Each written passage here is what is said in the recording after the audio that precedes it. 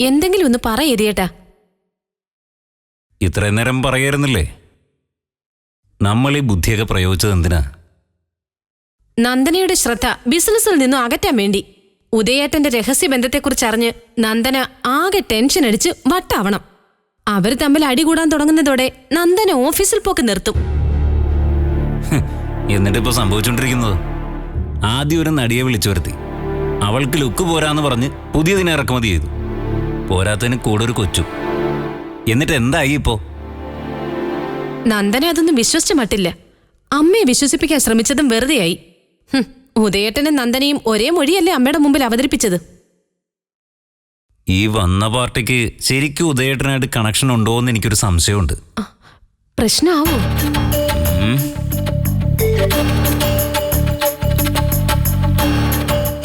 അങ്ങേര് 2 or 3 ഭാര്യമാരായിട്ട് ജീവിച്ചോട്ടെ, അതല്ല നമ്മുടെ പ്രശ്നം. ഓഫീസിലാണെങ്കിൽ പുതിയ മാനേജർ അറിയാതെ ഒന്നും നടക്കില്ല. അവനാണെങ്കിൽ നമ്മൾ നടത്തിക്കൊണ്ടിരിക്കുന്ന സകല അഡ്ജസ്റ്റ്മെന്റുകളും മനസ്സിലാക്കിയിട്ടുണ്ട്.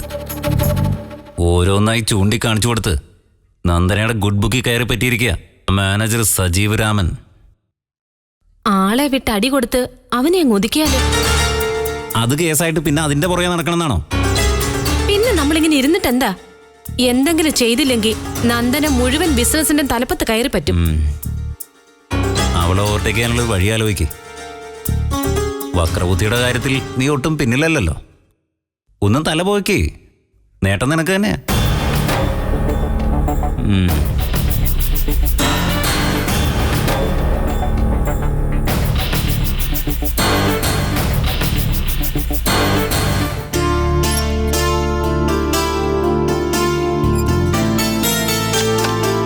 Good morning madam.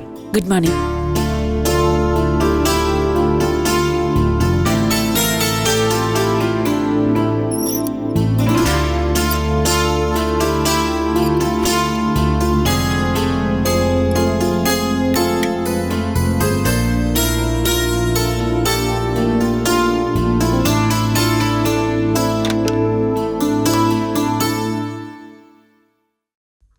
ഡിസ്പാച്ച് സെക്ഷനിലെ പ്രിയ എത്തിയില്ലേ? ഇല്ല മാഡം.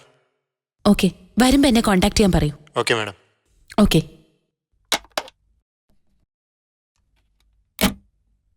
മാഡം. വരൂ സജീവ്. അപ്പുറത്തെ ഓഫീസിൽ ലേഡി വന്നിരിക്കുന്നു മാഡം. ആര്? കഴിഞ്ഞ ദിവസം വന്ന പാർട്ടിയല്ല, ഇത് ഒറ്റയ്ക്കേ ഉള്ളൂ. ആരാന്ന് ചോദിച്ചില്ലേ? ചോദിച്ചു. അവർ ഈ സ്ഥാപനത്തിന്റെ മാനേജിംഗ് പാർട്ട്ണർ എന്നാ പറയുന്നത്. ഒരു മടിയില്ലാതെ സീറ്റിൽ കയറി ഇരിക്കുക. അതാരാ പുതിയൊരു മാനേജിംഗ് പാർട്ട്ണർ? ഒന്ന് കാണണല്ലോ. വരൂ.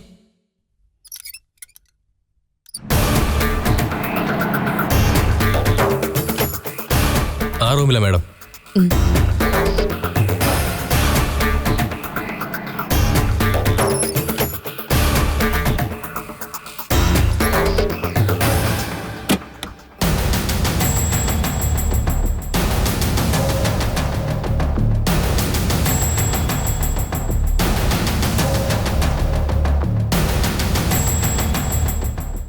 ഹലോ. ഹേയ്.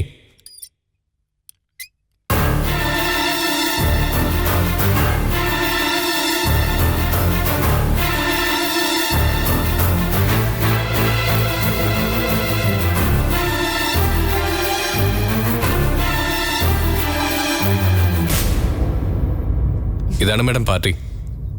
സജീവിന് മനസ്സിലായില്ലേ? ഇത് യതിയേട്ടന്റെ വൈഫാ, കാർത്തികേച്ചി. വൈഫും ചേച്ചിയൊക്കെ അങ്ങ് വീട്ടില്. ഇവിടെ ഞാൻ മാനേജിംഗ് പാർട്ട്ണറാ. മാനേജിംഗ് പാർട്ട്ണറോ? എന്താ കേട്ടിട്ടില്ലേ? ഞാൻ അറിയാത്തോണ്ട് ചോദിച്ചതാ. ഇപ്പൊ അറിഞ്ഞല്ലോ, അതുപോരെ. എന്താ നന്ദനക്കൊരു വിശ്വാസം ഇല്ലാത്ത പോലെ? അതല്ല, ഓഫീസ് കാര്യങ്ങളൊക്കെ ആവുമ്പോ ഓരോന്നിനും അതിൻ്റെതായ പ്രൊസീജിയേഴ്സ് ഒക്കെ ഉണ്ട്. മാനേജിംഗ് പാർട്ട്ണറായ ഒരാൾ ചാർജ് എടുക്കുമ്പോ ഒരു അപ്പോയിന്റ്മെന്റ് ഓർഡർ ഉണ്ടായിരിക്കണം. ഓ, അങ്ങനെ.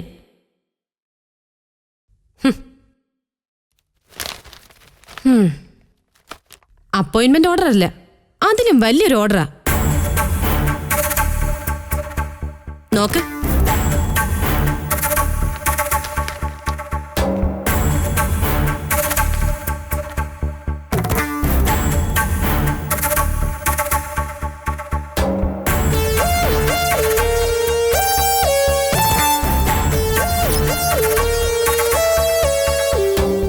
അറ്റോർണിയെ. കുന്നത്തൂർ കോവിലകത്തിന്റെ ബിസിനസ്സുകളുടെ മാനേജിംഗ് പാർട്ണറായ യതീന്ദ്രവർമ്മ അദ്ദേഹത്തിന്റെ ഭാര്യയായ കാർത്തിക വർമ്മയ്ക്ക് തന്റെ ചുമതലകൾ ഏൽപ്പിച്ചു കൊടുത്തുകൊണ്ടുള്ള ആധികാരികമായ രേഖ.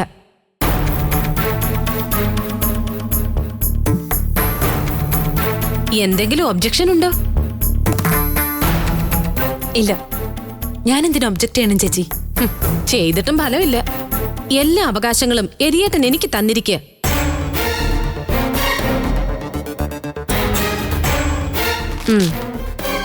വേറൊന്നുമില്ലല്ലോ. അല്പം തിരക്കുണ്ട്.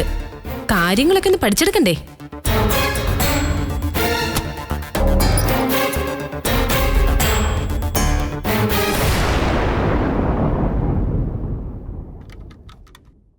ഹലോ,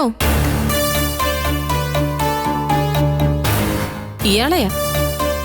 എന്താ പേര്? സജീവ്. സജീവനായാലും നിർജീവനായാലും ഓരോ ആവശ്യത്തിന് ഞാൻ വിളിക്കുമ്പോ അപ്പൊ ഇവിടെ എത്തിയിരിക്കണം കേട്ടോ. ശരി. പൊയ്ക്കോ.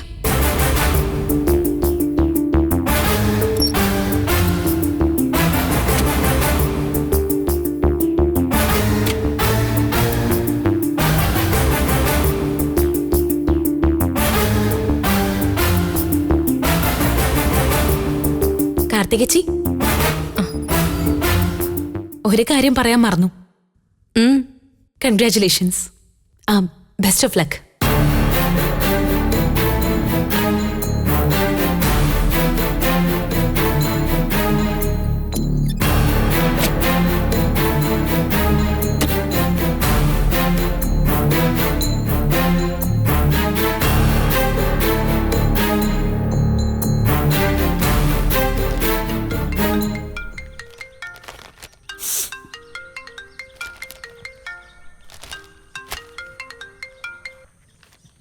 ഹലോ,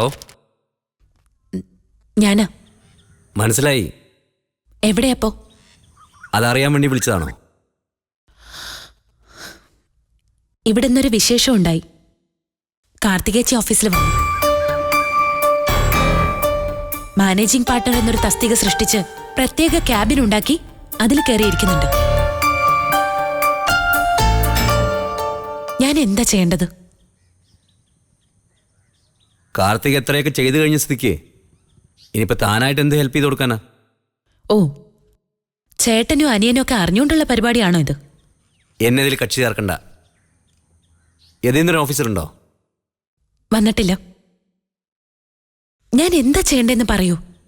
ഓഫീസിൽ ഇന്ന് വരെ നന്ദൻ എന്തൊക്കെ കാര്യങ്ങൾ ചെയ്തു?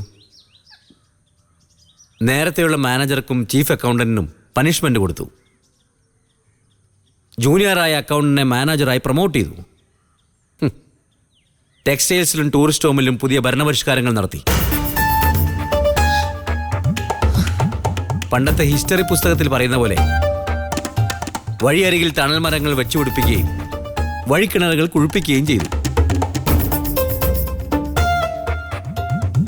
ഇതൊന്നും എന്നോട് ആലോചിച്ചിട്ടായിരുന്നില്ല.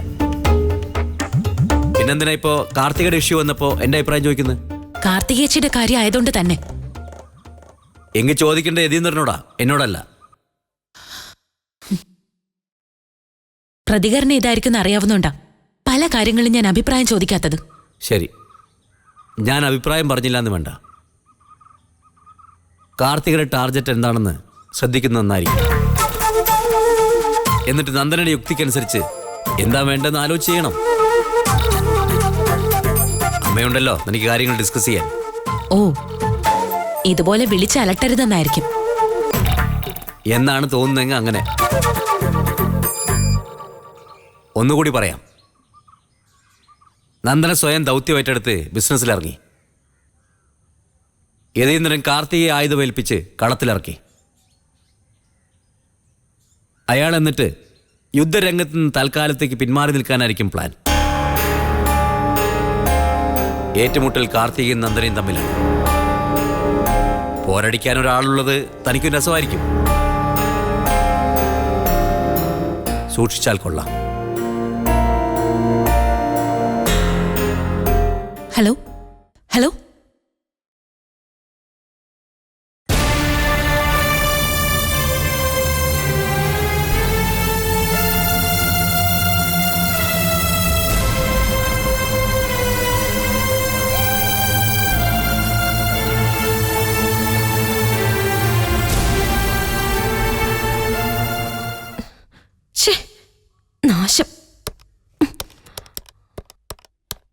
എന്നെ വിളിച്ചോ മാഡം?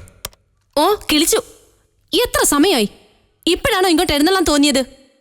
കുറച്ച് ജോലി തിരക്കുണ്ടായിരുന്നു. നിങ്ങൾക്കെന്താ എന്നെ മാഡം എന്ന് വിളിക്കാൻ ഒരു ബുദ്ധിമുട്ട് പോലെ?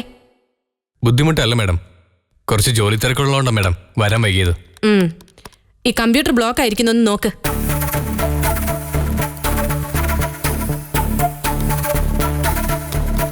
മനഃപൂർവ്വം ബ്ലോക്കാക്കി വെച്ചതായിരിക്കും. തനിയെ സ്റ്റക്കായി പോയതാ. മാഡം എവിടെയെങ്കിലും പ്രസ് ചെയ്ത് കാണും. പിന്നെ ഞാൻ ആദ്യമായിട്ടല്ലേ കമ്പ്യൂട്ടർ കാണുന്നത്. മതി മതി, അങ്ങോട്ട് മാറി നിൽക്ക്. ഇനി എനിക്ക് പോവാലോ? ഞാൻ പറഞ്ഞില്ല പോവാൻ. എങ്ങോട്ടാ ഇത്ര ധൃതി പിടിച്ച് ഓടുന്നത്? നന്ദന മാഡത്തിന്റെ റൂമിലേക്കായിരിക്കും. മാഡം എന്തെങ്കിലും ആവശ്യത്തിന് വിളിച്ചാൽ പിന്നെ പോകണ്ടേ? ആ പിന്നെ പോണം പോണം, വിളിച്ചില്ലെങ്കിലും ചെല്ലണം. ആ ക്യാബിനിൽ തന്നെ ഒരു കസേരയിട്ട് ഇരിക്കുന്നതുകൊണ്ട് ഒരു കുഴപ്പമില്ല.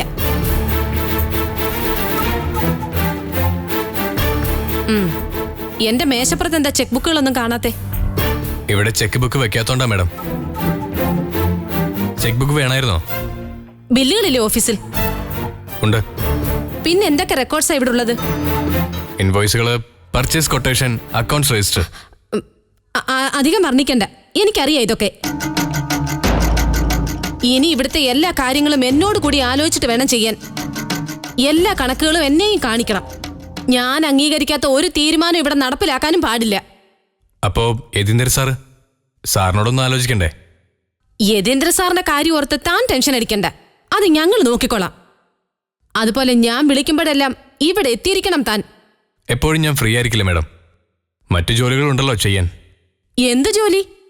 ഒരു മാനേജർക്ക് ഓഫീസിൽ എന്തൊക്കെയാ ചെയ്തു തീർക്കാനുള്ളതെന്ന് എനിക്കറിയാം. അതർ ഡ്യൂട്ടി ചെയ്യാനല്ല നിങ്ങൾക്ക് ഇവിടുന്ന് ശമ്പളം തരുന്നത്. പറഞ്ഞത് മനസ്സിലാക്കി ഇപ്പൊ ചെല്ല്. എന്താ? കാര്യങ്ങൾ മര്യാദയ്ക്ക് പറഞ്ഞാലും എനിക്ക് മനസ്സിലാവും മാഡം. എന്താ?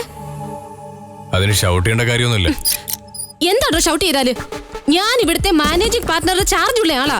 താൻ എന്റെ സബോർഡിനേറ്റും. ചിലപ്പോ ശബ്ദം ഉയർത്തിന്നിരിക്കും. അത് മാഡത്തിന് അന്തസ്. പക്ഷേ മാഡം ഈ ഇരിക്കുന്ന കസേരയ്ക്ക് ഒരു അന്തസ്സുണ്ട്, അത് മറക്കരുത്. ദേ, താൻ വിവരം അറിയും. അറിയാൻ മേലാത്ത പുതിയ വിവരങ്ങൾ അറിയുന്നത് നല്ലതാന്ന് കരുതുന്ന കൂട്ടത്തിലാ ഞാൻ. ഇവിടെ നിന്നാ പറ്റില്ല, കുറച്ച് ജോലിയുണ്ട്. മാഡം, ബുദ്ധിമുട്ട് തോന്നിയെങ്കിൽ ക്ഷമിക്കണം.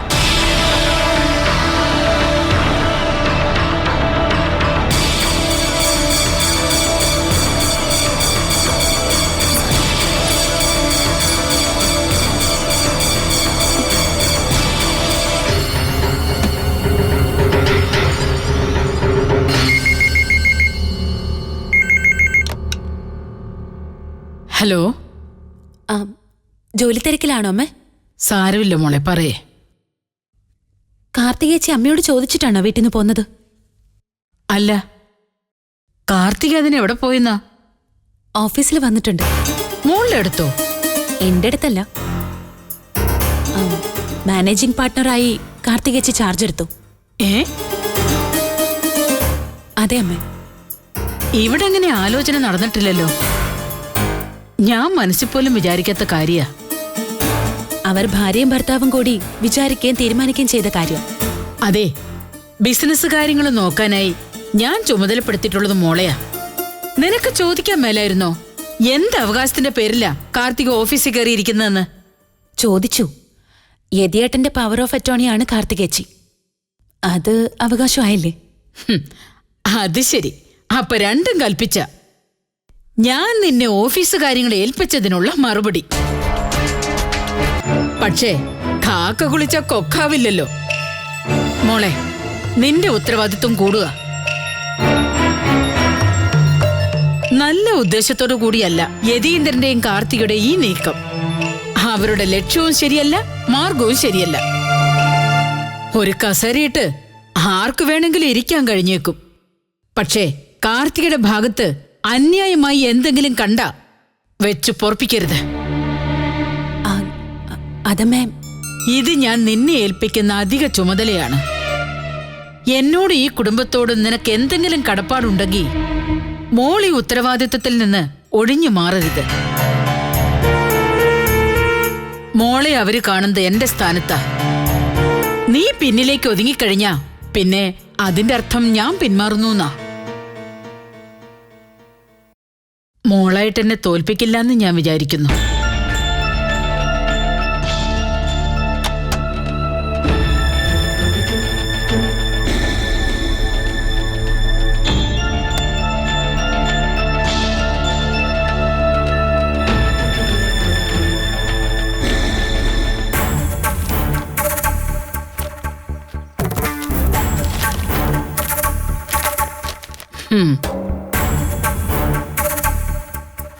അപ്പൊ അതാണ് സാർ ഇന്ന് വീട്ടിൽ തന്നെ ഒതുങ്ങിക്കൂടിയതല്ലേ? എന്താ അമ്മേ? അയ്യോ, ഒന്നും അറിയാത്തൊരു പാവം. എന്നാലും നീ എന്നോടൊരു വാക്കു പറഞ്ഞില്ലല്ലോ യതീന്ദ്ര. കാർത്തിക ഓഫീസിൽ പോയതിനെ കുറിച്ചാണോ? ഓ, അപ്പൊ മനസ്സിലായില്ലേ കാര്യം? രാവിലെ എനിക്കെന്തോ ശരീരസുഖം തോന്നിയില്ല. അപ്പോ കാർത്തിക അങ്ങോട്ട് വിട്ടു, അത്രേ ഉള്ളൂ. ഇന്നത്തേക്ക് മാത്രമാണോ ഈ സുഖമില്ലായ്മ, അതോ വരുന്ന ദിവസങ്ങളിലെല്ലാം ഉണ്ടാവുമോ? ശരീരത്തിന്റെ കാര്യമല്ലേ, മുൻകൂട്ടി പറയുന്നത് അങ്ങനെ. സുഖമില്ലാത്തത് ശരീരത്തിനല്ല, നിന്റെ മനസ്സിനാ. ചേടാ, കാർത്തിക ഓഫീസിൽ പോയതാണ് ഇപ്പൊ പ്രശ്നം. നന്ദനയ്ക്കാവെങ്കിൽ പിന്നെ എന്റെ ഭാര്യയ്ക്ക് എന്താ അയത്തുണ്ടോ? അത് ചേട്ടന്റെ ഭാര്യ, ഇത് അനിയന്റെ ഭാര്യ. നന്ദന ഓഫീസിൽ നുഴഞ്ഞു കയറിയതല്ല, ഞാൻ അവൾക്ക് ജോലിയും ചുമതലകളും ഏൽപ്പിച്ചു കൊടുത്തതാ. എന്റെ അനുഗ്രഹം വാങ്ങിയാ നന്ദന ഓഫീസിൽ പോയി തുടങ്ങിയത്. ഓ, അപ്പൊ കാർത്തിക അനുഗ്രഹം വാങ്ങാത്തോണ്ടാണോ? അതൊക്കെ വെറും ഷോയല്ലേ അമ്മേ. ഇതിലിപ്പോ അനുഗ്രഹത്തിന്റെയും ശാപത്തിന്റെയും ഒന്നും പ്രശ്നമില്ല. സിമ്പിളായിട്ട് പറയാം. അമ്മ എനിക്കും ഇത് ഉദയേട്ടന്റെ ഭാര്യയെ സ്ഥാപിച്ചു, പകരം ഞാൻ എന്റെ ഭാര്യയെ കളത്തിലിറക്കി. എനിക്ക് കണ്ട പെണ്ണുങ്ങളോടൊന്നും വഴക്കിടാൻ വയ്യാത്തോണ്ടാണെന്ന് വെച്ചോ. പറഞ്ഞത് ശരിയാ. കോഴിപ്പോരിന് അങ്കക്കോഴി തന്നെയാണ് വേണ്ടത്, മുരട്ടുകള പോരാ. ശരി, അംഗം നടക്കട്ടെ. യതി, കോവണി ചാരി ഉയരത്തി കയറി പറ്റാൻ വലിയ പ്രയാസമൊന്നുമില്ല. എന്നാ ചെന്നെത്തിയ സ്ഥാനത്തെപ്പറ്റി നല്ല ബോധ്യം ഉണ്ടായിരിക്കണം. കോവണിയില്ലാതെ തിരിച്ചിറങ്ങാനും അറിഞ്ഞിരിക്കണം. അല്ലെങ്കിലേ ഏണി ആരെങ്കിലും എടുത്തു മാറ്റിക്കഴിഞ്ഞാ ഇരുന്നിടത്ത് തന്നെ അങ്ങ് ഇരുന്നു പോകും. ഞങ്ങളോടുള്ള പക്ഷഭേദം കൊണ്ടാ അമ്മ ഇങ്ങനെയൊക്കെ പറയുന്നത്. നന്ദന ചെയ്യുന്നതെല്ലാം ശരി, കാർത്തിക ചെയ്യുന്നതെല്ലാം തെറ്റ്. അല്ല, കാർത്തിക തെറ്റ് ചെയ്യാതിരിക്കണമെന്നുള്ള ആഗ്രഹം കൊണ്ടാണ് ഞാൻ പറഞ്ഞത്. കാരണം തൽക്കാലത്തേക്ക് ചില നേട്ടങ്ങൾ ഉണ്ടായാലും ഒടുവിൽ സത്യവും നന്മയും മാത്രമേ വിജയിക്കൂ. നീയും നിന്റെ ഭാര്യയും അത് തിരിച്ചറിയണം.